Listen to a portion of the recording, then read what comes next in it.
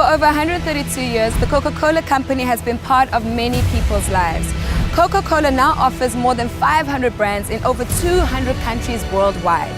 The Coca-Cola company also employs over 700,000 people, creating economic opportunities in many local communities.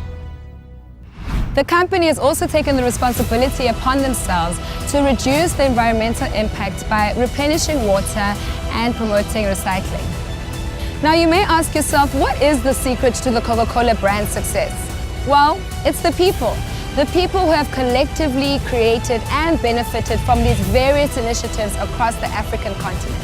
I'm Asanda Mako, and I'll be your guide through these various initiatives that the Coca-Cola company has set up. So join me as we embark on the journey to find the secret formula.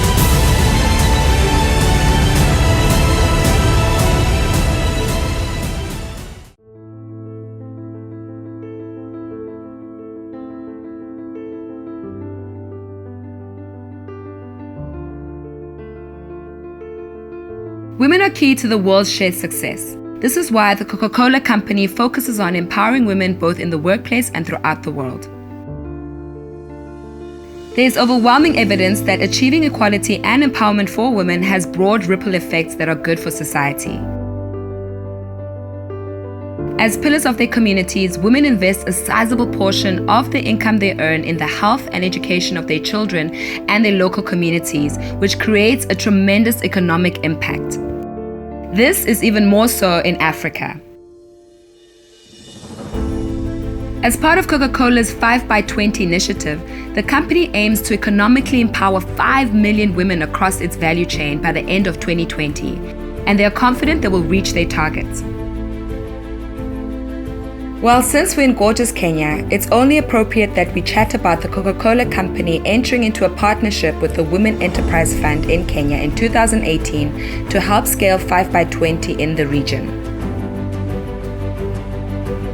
The purpose of the partnership is to conduct capacity building of women beneficiaries by providing access to business skills training, to provide access to peer networks through exchange programs, and to ensure visibility of the partnership program by creating awareness across the country. Now, the Women Enterprise Fund WEF generates the most numbers of empowered women in Africa, and the person to speak about this is CEO Charles Muirigi. Good morning, sir. Thank you so much for joining us on The Secret Formula. Can you please tell us what you do at WEF? Women Enterprise Fund in Kenya was started way back in 2007 so that it is able to offer affordable credit to women. Affordable and accessible. Accessible because we don't ask for securities. Affordable because it has no interest. So they are able to get that, then they start the businesses, they expand existing businesses, they are able to generate some income for themselves and they feed their families as they also create some employment, even for themselves or their children. And we have seen a lot of benefits with the partnership with the Coca-Cola. We have seen quite a lot of support, which has really made us possible to enhance our operations. Coca-Cola and its foundation equips women entrepreneurs to overcome social and economic barriers by providing business skills training, access to financial services and assets, and connections with peers and mentors. The women participating in 5x20 work in roles across the company's value chain, including retailers, suppliers, producers, artisans, and more. At the end of 2019, the company had empowered over 4.6 million women worldwide, with just under 1 million of those women residing across Africa. Africa, in fact, contributes the most number of women as a continent to the company's global target of 5 million.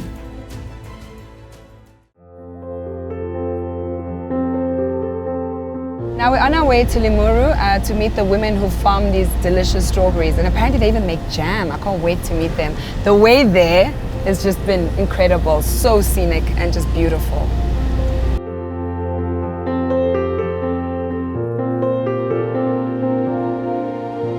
Now we are Kwamanga Women Group. Now we started planting strawberries, we started table banking, and then we just organized ourselves and started strawberry planting. It's a long journey, but in all ways, although there are difficulties, There in between, we still fight and we get through. Each and every member has a small farm. After 3 days, we pick the ripe one and then we process. We add value and we also sell the fruits. We take them to Nairobi, the supermarkets. Yes. And what are some of the challenges that you faced? I mean, COVID also happened, COVID-19. During this time of COVID, the market, Yes. there are roadblocks, we don't have to travel. Now, You can't deliver the yes, strawberries. yes, Now you said that, the Women Enterprise Fund was a great help in funding your business. yes. Just tell us, how has that been, like in terms of just the relationship between the two? Are they still very supportive? The strawberries are very supportive to our families. We have children, Yes. they are in school. You don't have to buy seedlings, you pay for the school fees. Yes. After paying school fees, then you get on with your daily basics. Yeah.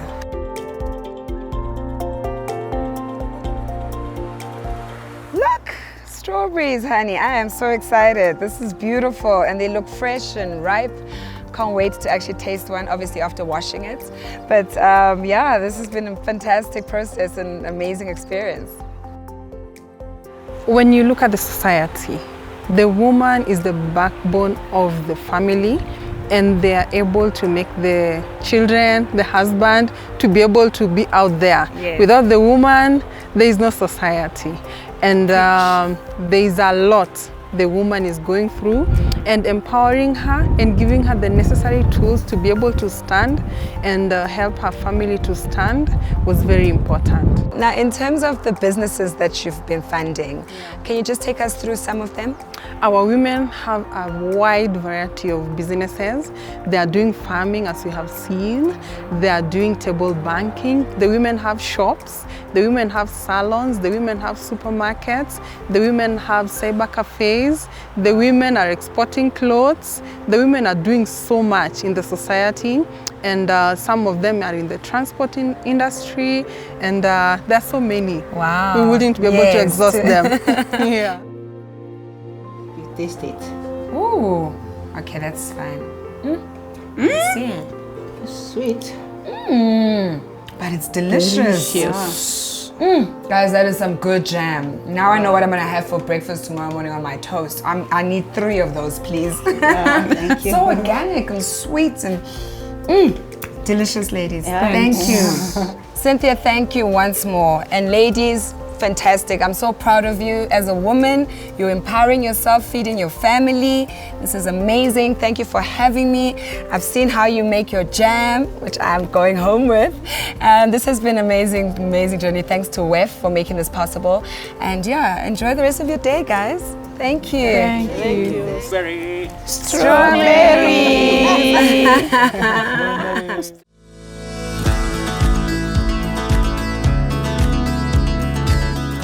Woo! Talk about Tokyo drift in this car. But you know what? This is the beauty of Africa, the roads. We're actually on our way to Embakasi, where we're going to meet women who sell clothes. And this is like my favorite part because, you know, I'm into fashion and retail therapy, so I can't wait to get shopping.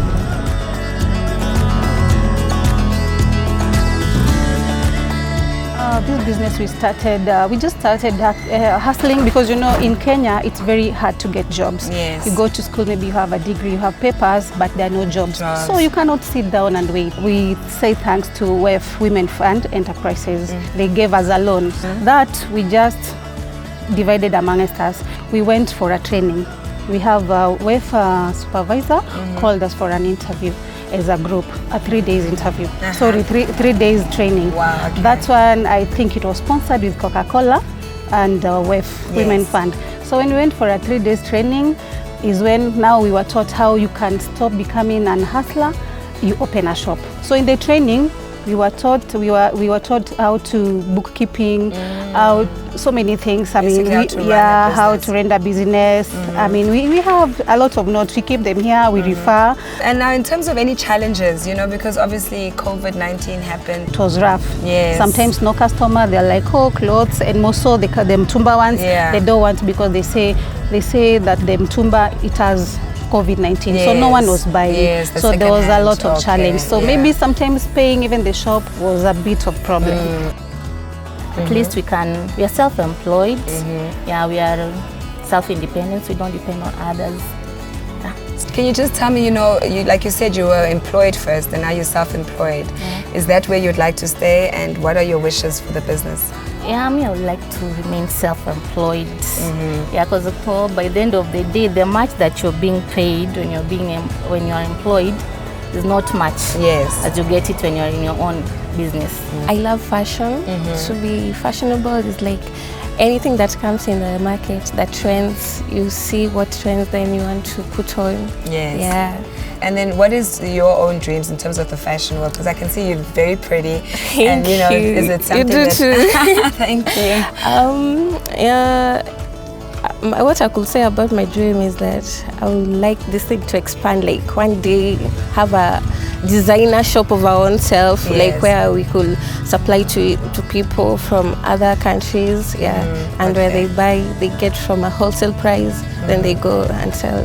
Nice. Yeah. Wow, I must say I am so impressed with all the work that WEF has done to help fund these ladies. I mean, talk about women empowerment. This shop is incredible. I mean, I couldn't buy anything, you know, unfortunately, but if I had a man, probably would have bought 5 shirts in there. But I'm going to save my money instead and come back when they open up their ladies shop.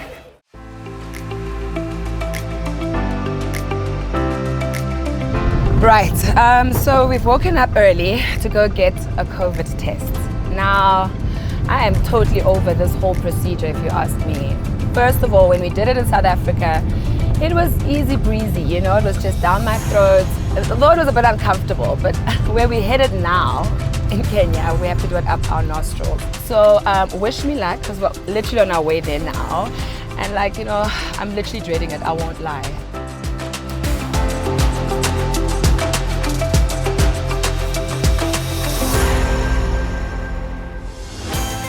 Paperwork. This is protocol. This has become our life.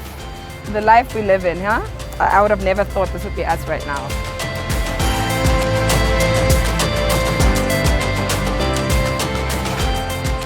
Oh, wow. Had I known this would take this long, I don't know. I'd probably had a stunt double or someone to take my place, because we've been here for what feels like forever, but it's about 2 hours. And now we're waiting for the payment to be processed so that we could get tested.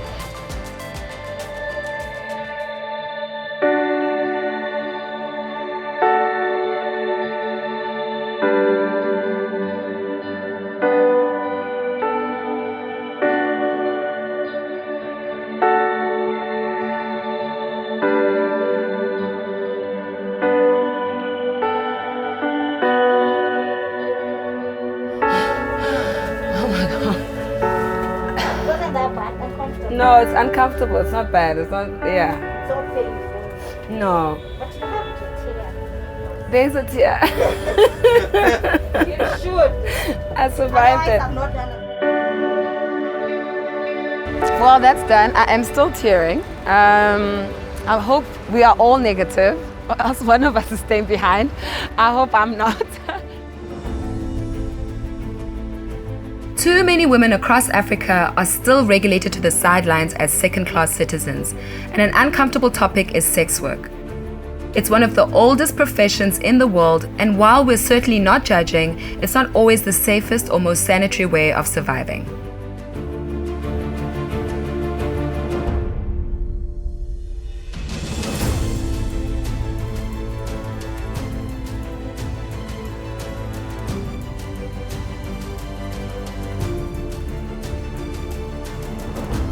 In Naivasha, former sex workers have been given employment opportunities through a new sanitary towel brand.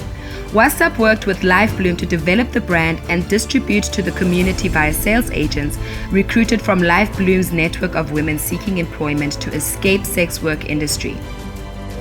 The product and marketing strategies are now being refined with the view to developing a brand that can be profitable. The sanitary towel brand name is Nawiri, a Swahili name meaning bloom. The local napkin will be affordable for the low-income women and girls by empowering women and girls through good menstrual hygiene. When we partnered with Lifebloom, which is a women-led organization that seeks to transform sex workers and also give alternative sources of income for women, so that they can avert or they can have more sources of income to generate or rather to run their lives with their families. And you did mention that, it obviously takes a team and the different funders. Can you just take us through, you mentioned RAIN and, just the different funders that collaborated or funded this whole project? Yeah, so from WhatsApp's perspective or WhatsApp's end, we got the funding from RAIN, that is the Coca-Cola funding, and the main issue was now the Replenish Africa initiative. Besides water and sanitation, there was the hygiene component. So now Naivasha, we settled on the hygiene aspect of it, and particularly menstrual hygiene management. We managed to train teachers and school-going children and form hygiene clubs where children were sensitized on menstrual hygiene management through the Public Health Office of Nakuru County. And also the women who were now engaged by Lifebloom could go and replicate the same information at the household level for women and girls who were at home. So when you're mentoring girls, what are you mentoring them on? Usually we mentor them on hygiene, menstrual hygiene, because where we come from, some of them cannot afford even one pad, and one pad costs just 50 shillings. And so tell us, how important was it for you to be part of this initiative in Nawiri? I have been working with the community since I was a teenager, so I know the needs of the girls. And the sanitary towels themselves, how has that helped? Because now it's a business. It's helped them so much. It is like taking a girl to a holiday. Yes. Because you know how shameful of a girl without a sanitary towel. Sometimes they depend on men to have sanitary towels. Or they don't go to school because they most of them are dropouts. Yes. Oh, I see. Okay. Because we live in a slum. Yes, because it's in a slum. In our community, those who are in sex work, like these days of pandemic, they have been very affected because they are not going to their normal work as sex work. So they are not affording to buy even a sanitary towel for them. And for Lifebloom, they have been very helpful to them. As Lifebloom, we have the mandate of ensuring that we give dignity to the women and girls who face different types of exploitations. That includes the sexual exploitation and also human trafficking. Yeah. Now tell us about that. How big of a problem is that here in Kenya, in terms of human trafficking and sex working? Is it something because, girls don't have access to education or jobs and they end up doing that as an alternative? Yeah, that's true, because when we are all being socialized, nobody ever dreamt of becoming a sex worker. Nobody ever dreamt of being in the streets out in the night. We all dreamt of big careers, but due to the poverty levels, due to lack of good parenting, where you find there is a cycle that most of the girls who are being exploited at the age of 16, they are children to the sex workers, because the sex workers leave them out in the night while they go to fend for themselves. And with some of them, have they changed their ways? Have they reformed from being in the streets? Or is it just a matter of getting the sanitary pads and then they go straight and become sex workers? How does that work? How do you mentor them on finding other alternatives than being sex workers and getting sanitary towels? Exiting from street is a personal decision, and we have to journey with these beneficiaries. Whether they are girls or women, counseling is the first approach that we utilize. So using a non-judgmental approach, we bring them close, we offer them a safe space. In third, we mentor them in ways that they can get economic stability away from sex work. So once the product purchase agreement was signed between Lifebloom and the manufacturer who's Reef Sanitary Products, the agreement stipulated that the manufacturer actually produces the sanitary towels, brands them under the Nawiri name, and then now transports them to Lifebloom offices. where now the women access the sanitary towels from the Nawiri, or rather the Lifebloom officers. For the vulnerable children who are in school, it's the Lifebloom officers who actually go and deliver in their respective schools. And the initial plan was to actually have more women coming in as resale agents for this product. But because of the not very good profit margins that were being realized, not many women came up, and it really discouraged them from taking up the sale. So what we're currently trying to think through is how best to circumnavigate that challenge. So we either go local manufacturing or imports, but whatever the case, the profit margins will have to be really good to entice more women to come in. And we cannot be at the same par with the normal parts that are in the supermarkets because of the cost aspect. So we really have to play the logistics, or rather the maths, the economy well, to understand how best these women can actually become resale agents and take up the brand to another level. I was born in this community and grown up there. My parents died because of HIV when I was in class 3. So I was left with my grandmother who took care of me. And I didn't complete my whole school according to the Kenyan guideline as Form 4 because of lack of school fees. And then I get my firstborn child when I was in 15 years. The first child at 15? Yeah. Wow. On the age of 27, 28, I get my fourthborn. Okay. So I have four kids, yeah. And my husband started involving himself in drugs, taking drugs, being alcoholic and abusing me, beating me. So I have to move from that marriage. So we get separated. After separation, I was very stressed up because of my kids, no job. So one day I get a single mother like me who told me about the sex work. After 2 years, I started feeling that I'm not supposed to be there. So I was leaving my kids in the house. Raising themselves. Yeah. So that's the time I started feeling that I'm not supposed to be in sex work.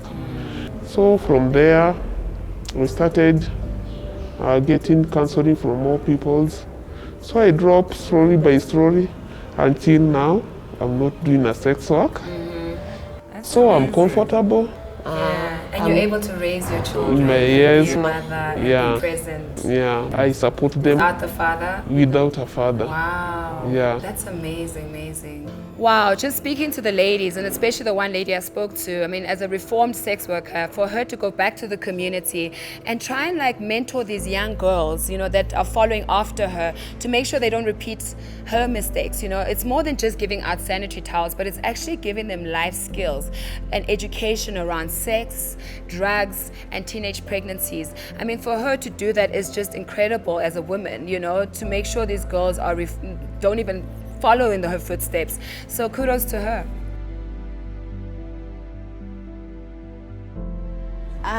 When I finished my grade 8, my mother was not able to take me to high school. Then I had a social worker who said that she could introduce us to Lifebloom so that I could continue with my education, and that's how we got connected to Lifebloom through her. They provide school fees for me and my sister, and they also provide us with sanitary towels, those of Nawiri, so that we cannot miss school due to our menstruation. And what can you say just about Lifebloom? How has it changed your life? Lifebloom has changed my life so much. I didn't have any hope to go back to school, but with Lifebloom, I was able to go back to school and continue with my education. And I hope, God willing, I will finish my education and help other girls just as Lifebloom has helped us.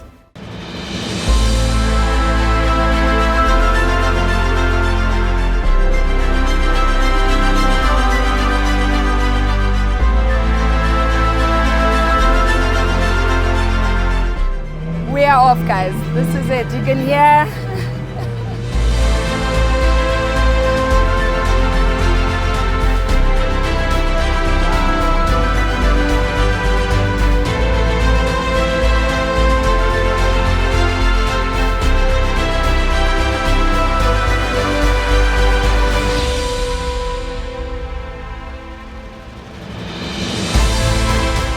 can't walk and they disguise themselves. Oh, look at the baby one. Hello.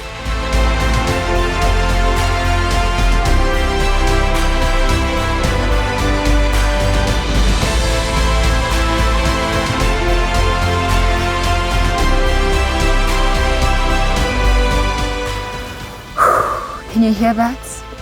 Silence. Like, it's incredible that I happened to end my journey on Lake Naivasha by Crescent Island. Like, it's just so surreal. Just looking back and reflecting on the journey itself. We've had ups and we've had downs. But you know what? Somehow this needed to happen. I needed to come to Kenya to come full circle with the journey. I just can't believe it's over, but I know there's something else waiting on the other side. And to be sitting in Kenya and ending it here, I think is so fitting because this place has been incredible. The people, you know, the amount of change they've experienced through the Coca-Cola initiatives and funds, it's just mind-blowing. And that's what it's all about, you know, changing people's lives, working with people. And Kenyan people are so kind, hardworking people. I've learned a lot from that. You know, it's not about giving up and not about letting your circumstances stop you from still dreaming and having that drive to have a better life for yourself. Obviously, it's not easy. You know, they're working with really dire conditions, but they're making the best of it, you know, and they have the support that they need, which is just amazing. And that's also for the stories we told in South Africa, the stories that we told in Swaziland and Mozambique. You know, it's just, it's amazing to see the amount of work that goes into creating change. And I just can't wait to tell more of the stories. I mean, this is me now. Like, I want to hear more stories and tell more stories and be that channel for change. So yeah, like I'm more than happy. My heart is full.